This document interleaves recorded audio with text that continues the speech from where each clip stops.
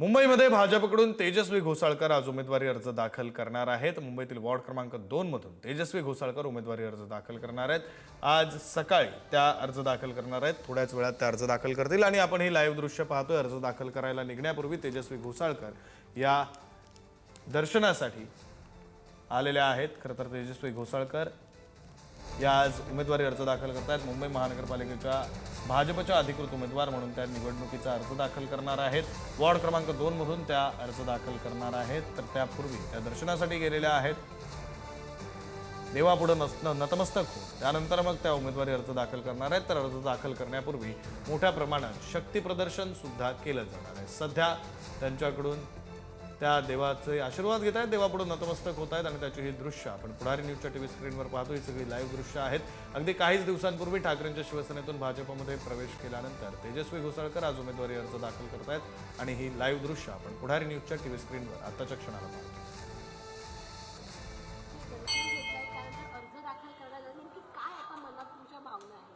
मनात एक वेगळीच भावना आहे। पहिले तर देवीचं मी दर्शन घेतलं आणि जे माझे घरचे मोठे आहेत त्यांचा पण मी आशीर्वाद घेतलं।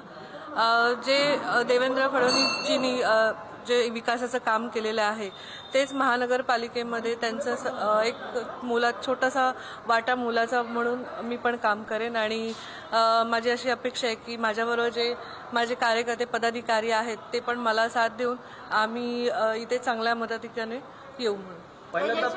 पहिल्यांदा तुम्ही भाजपमधून निवडणूक लढणार आहे, कशा प्रकारची लोकांची सहकार आहे त्याकरता? मला वाटलेलं थोडंसं मी घाबरले होते, पण त्यांचं साथ आणि त्यांनी जी फॅमिलीसारखी मला ट्रीट केलेलं आहे तर त्यामुळे मला आता खूप आनंद होत आहे की ह्या फॅमिलीमध्ये मी आलेली आहे। अभिषेकचा फोटो बघून काही लोकांनी वाद केला, योग्य वेळ तेव्हा योग्य बोलेन, कारण ही वेळ नाहीये ते बोलण्यासाठी। 7 नंबरमधून पूजा घोसाळकर यांना उमेदवारी दिली होती उभाटामधून, मात्र ऐनवेळी उमेदवारी बदलण्यात आलेली आहे। सौरभ घोसाळकर ते मला माहीत नाहीये।